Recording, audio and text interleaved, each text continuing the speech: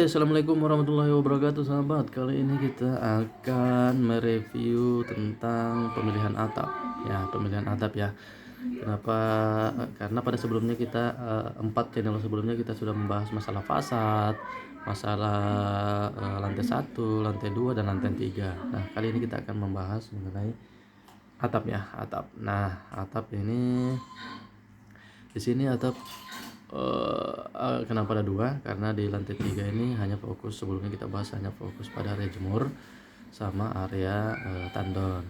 Nah, mungkin banyak teman-teman bertanya kenapa sih boros-boros menggunakan tandonnya ditutup pakai atap. Nah, ini tandonnya kenapa saya tutup sebenarnya itu dari sisi maintenance dan perawatannya lebih mudah, karena biasanya tandon plastik ataupun tandon, kalau beli tandon aluminium itu lebih mahal ya, jadi kita menggunakan tandon plastik sehingga maintenance-nya nanti juga akan lebih murah. Jadi kita masukkan dalam atap saja supaya dia terlindungi dari sinar matahari maupun hujan sehingga awet tandonnya ya.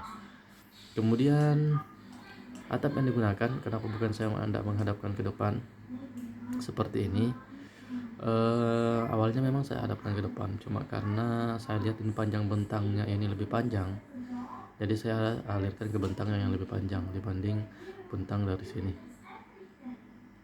supaya untuk pemotongan atapnya nanti juga tidak terlalu banyak, sehingga langsung paling membutuhkan berapa lembar atap saja yang antero. Di sini saya menggunakan atap spandek berpasir ya. Kenapa menggunakan atap spandek berpasir? Karena untuk mengurangi potensi panas maupun bunyi dari hujan ketika menggunakan spandek biasa. Nah, di bawahnya, di bawah spandek ini kita menggunakan rangka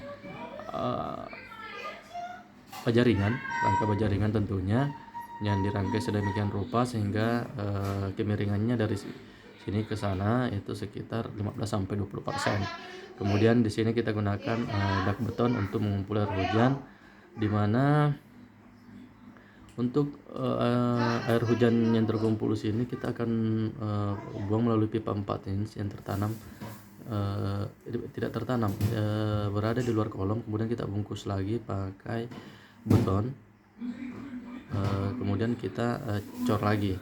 Nah, kenapa di sini agak maju ya, agak maju di sini. Nah, ini agak maju sekitar 10 cm karena ini adalah pipa yang dicor. Kenapa saya tidak masukkan ke dalam tiang utama? Karena saya tidak mau kekuatan tiang yang sudah saya desain itu terganggu oleh adanya pipa seperti itu, karena biasanya orang banyak membangun pipanya itu ditanam dalam beton. Nah, ini memang saya nempelkan di beton terluar sehingga dia bukan struktur. Kemudian saya bungkus dengan ram kawat, kemudian saya cor lagi, kemudian supaya terlihat seperti beton kolom, padahal itu bukan ya. Nah, di sini ada 4 instalasi air hujan yang saya tanam, termasuk instalasi outdoor AC nanti tertanam di situ. Ini, kemudian ini 3 ya, sorry, bukan 4, 3.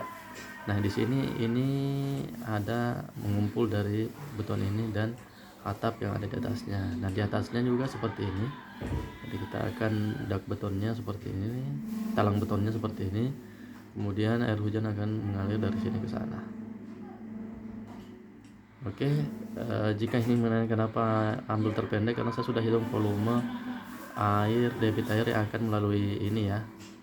Di sisi lain kemudahan maintenance, ketika ada yang bocor atau apa, itu saya tidak perlu memanggil tukang lagi, bisa siapapun bisa untuk dengan mudah melakukan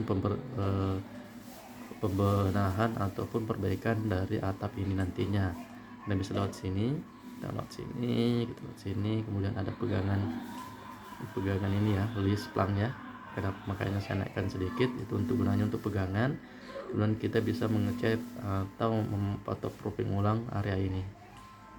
Nah, ini juga modelnya konsepnya agak berundak-undak, mengikuti posisi atap yang miring, menambah kesan elegan juga menurut saya. Nah, ini semua adalah area pegangan saat kita melakukan maintenance seperti itu. Jadi ketika tepi ini ada yang bocor, nah ini kita tinggal menambal menggunakan metode waterproofing yang lainnya. Ada banyak metode waterproofing, baik menggunakan cairan, cat, maupun dari sisi penggantian atap atau penambahan karpet talang seperti itu. Oke sahabat. Nah untuk lantai 2, lantai 3 nya sendiri hampir sama. Tapi di sini saya tidak buat berundak-undak lagi, saya langsung fullkan sama dengan di sebelahnya. Fungsinya sama untuk sebagian pegangan atau pengaman ketika orang melakukan maintenance di daerah atap seperti itu. Oke, sementara untuk pembuangan ini akan saya gabung dengan pembuangan ini, sehingga kenapa di sini cuma hanya 3 pembuangan, 1, 2 ini tergabung dengan ini, kemudian 3 dan 3 itu semua menggunakan pipa 4 inch ya. Jadi semua air hujan itu masih tercover sampai 3 pipa tersebut. Nah kalaupun ada penyumbatan terjadi, ini kita tidak perlu mengganggu konstruksi, tinggal hanya mengganti beton pipanya ini, karena ini bukan bagian konstruksi, ini bisa di maintenance ulang ya, bisa dikorbankan gitu kalau waktu ada maintenance. Oke, nah untuk atapnya itu, untuk balkon ini dengan atap ini sejajar. Kenapa saya buat sejajar dan sejajar dengan tembok ini juga? Karena untuk mengantisipasi jika suatu saat tanah di sini itu dibangun juga seperti itu. Jadi walaupun dibangun, tetap sirkulasi akan tetap terjaga dari samping, dari atas, dari samping di sini ya, sehingga bisa tetap masuk seperti itu. Oke sahabat, terima kasih telah menyaksikan channel saya. Jangan lupa like, share, komen, dan subscribe. Oke, assalamualaikum warahmatullahi wabarakatuh.